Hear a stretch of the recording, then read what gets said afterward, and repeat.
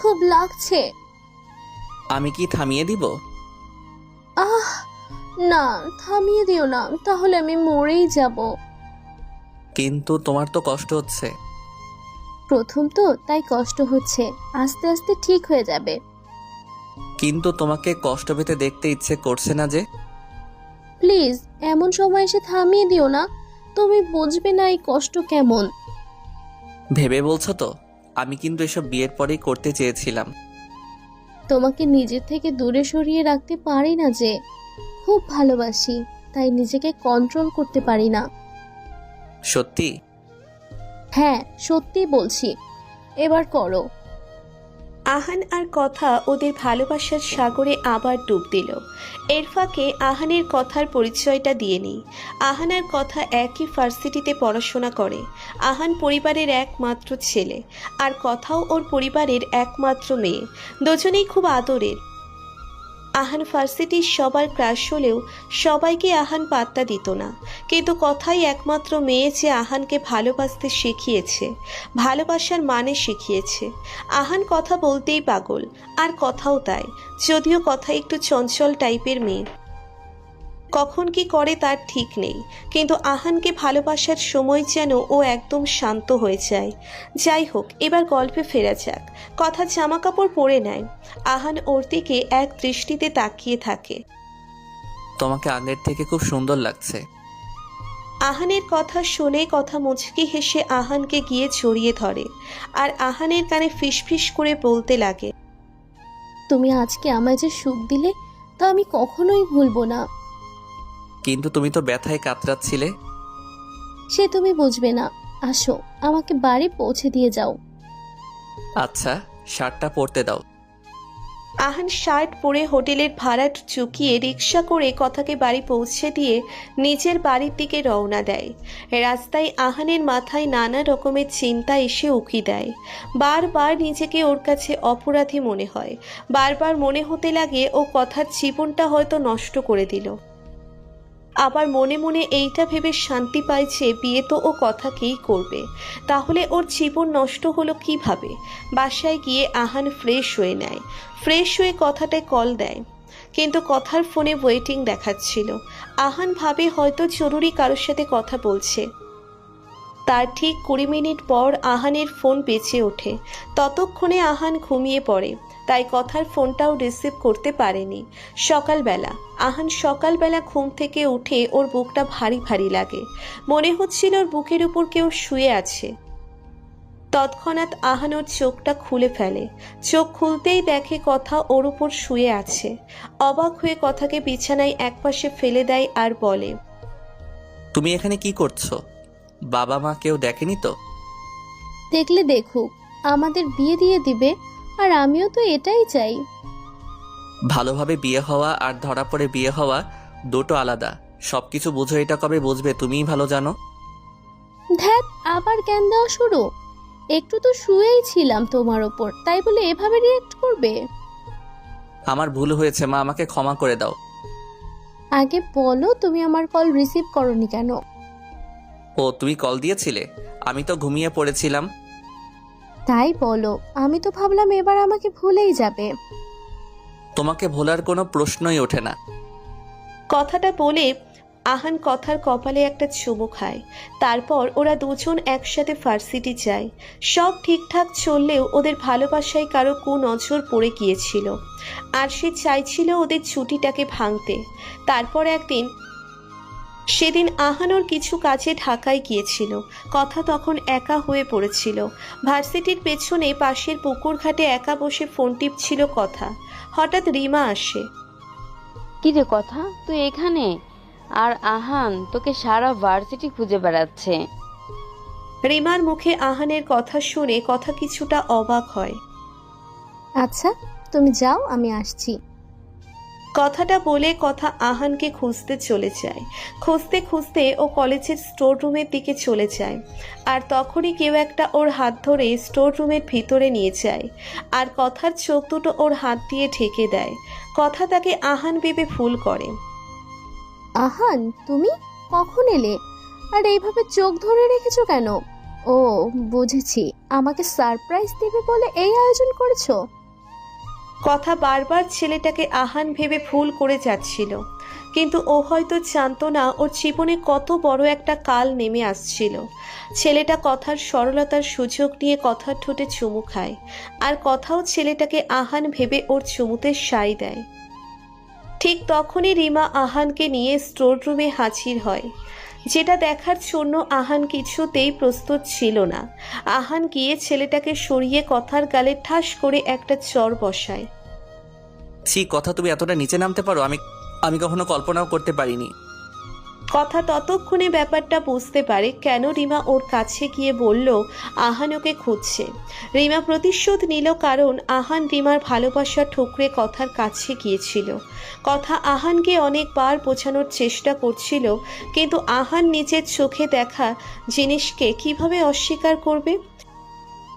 আহান সেই দিনই দেশ ছেড়ে আমেরিকা চলে যায়।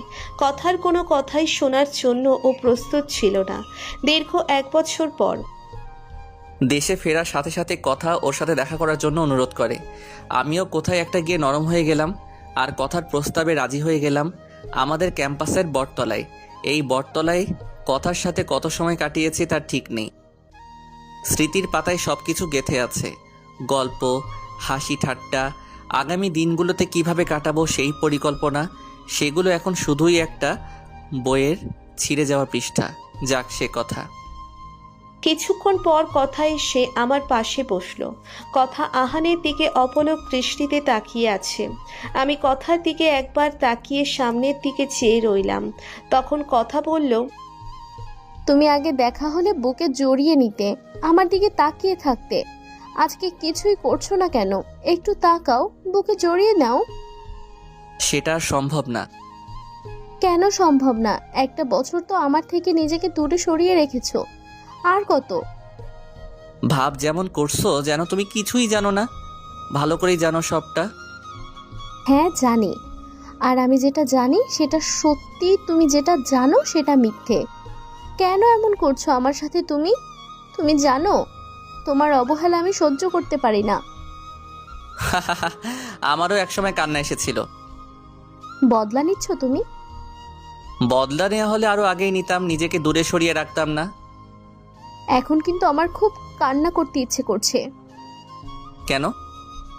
বুকের ভেতরে খুব কষ্ট হচ্ছে আমার। তাহলে কান্না করো। আমি একটু চিৎকার করতে চাই। চিৎকার করে কান্না করতে পারছি না, আমার দম আটকে আসছে। কথাগুলো কান্না করতে করতে বলছিল, কিন্তু কথার কান্নাই যেন আহানের মন একটুও গলছিল না। আমি তোমাকে ভালোবাসি বলে এইভাবে আমাকে কষ্ট দিচ্ছ? তুমিও তো আমায় কষ্ট দিয়েছিলে। তুমি সবটা ভুল জানো, আমি কাউকে কষ্ট দেইনি। ভুল জানতে পারি, কিন্তু ভুল তো দেখিনি। একদিন তোমার ভুল ভাঙবে, কিন্তু সেই দিন আর আমি থাকবো না। এই ভুল যে ভাঙার না। কথা এইবার একদম ভেঙে পড়ে। কথা ওর ইমোশনাল কন্ট্রোল করতে পারে না। এক পর্যায়ে এসে কথা আহানকে জড়িয়ে ধরে হাউমাউ করে কান্না করে দেয়। আহান তখনও পাথরের মূর্তির মতো শক্ত হয়ে দাঁড়িয়ে থাকে। এতটা ঘৃণা করো আমাকে? প্লিজ আহান, আবার সবকিছু আগের মতো করে নাও। আমি আর কাউকে ঠকাতে পারবো না, আমাকে ক্ষমা করে দাও। আমাকে তো ঠকিয়েছো, আর কাকে ঠকানোর কথা বলছো? আমার হবু বউ বাড়ি ফেরার সাথে সাথেই মা আমার বিয়ে ঠিক করে ফেলেছে। বাহ, তোমার বিয়েও ঠিক হয়ে গেছে। তুমি জীবনটাকে নতুন করে শুরু করার স্বপ্ন দেখছো, আর আমি ঠিক 1 বছর আগের সময়টাতেই থেমে আছি।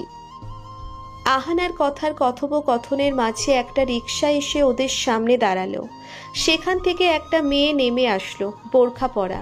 সে আর কেউ না, আহানের হবু বউ রত্না। রত্না মাদ্রাসার মেয়ে, সবসময় পর্দা করে চলে। রত্না গিয়ে কথার সামনে গিয়ে দাঁড়ায়, তারপর বলে, আসসালামু আলাইকুম। ওয়ালাইকুম আসসালাম। আমার আসতে একটু সময় লেগে গেল, তার জন্য দুঃখিত। আরে না, কোনো ব্যাপার না, তুমি আমার পাশে বসো আর পরিচয় হও। এ হলো কথা, আর কথা ও হলো রত্না, আমার হবু বউ। কথা আর রত্না দুজন দুজনের দিকে হাঁ করে তাকিয়ে থাকে। এরপর দুজন দুজনের সাথে পরিচয় হয়। তারপর রত্না কথাকে উদ্দেশ্য করে বলে, আপু, আপনার নামই তাহলে কথা, তাই না? কেন? তুমি এর আগেও আমার নাম শুনছো নাকি? শুনেছি, বলতে অনেকবার শুনেছি। আপনার কথা আহান ভাইয়া সবসময় বলতো, কত গল্প শুনেছি আপনার নামে। কথা মুচকি হেসে বলল, কি কি শুনেছ? আপনারা দুজনে খুব ভালো বন্ধু ছিলেন। ভার্সিটির সময়টা দুজনে খুব এনজয় করেছেন, বিভিন্ন জায়গায় ঘোরাঘুরি, আড্ডা দিয়েছেন। কথা কিছুক্ষণ আহানের দিকে তাকিয়ে থেকে বলে, তোমার আহান ভাইয়া ঠিক বলছে। ওর মতো বন্ধু পাওয়া আমার ভাগ্যের ব্যাপার ছিল। সত্যি আমি ভাগ্যবান। ও খুব ভালো। আচ্ছা আহান ভাইয়া, আপনি একটু দূরে যান, আমি একটু আপুর সাথে কথা বলবো।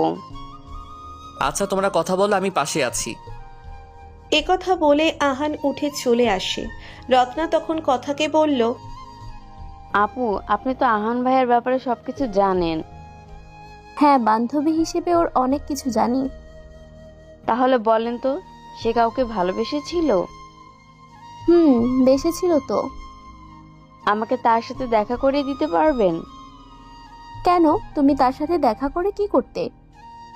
তেমন কিছুই না, শুধু দেখতাম সে কেমন। দেখতে হবে না, ভবিষ্যতের দিকে মন বাদ। যাই হোক, তোমাদের বিয়ে কবে? এই তো সামনের শুক্রবারে। দোয়া করি তোমাদের বিবাহিত জীবন সুখের হোক। আপনারও? কিন্তু আমার তো এখনো বিয়ে হয় নাই। মানে আপু, বয়স তো অনেক হয়েছে, এখন বিয়ে করেননি কেন?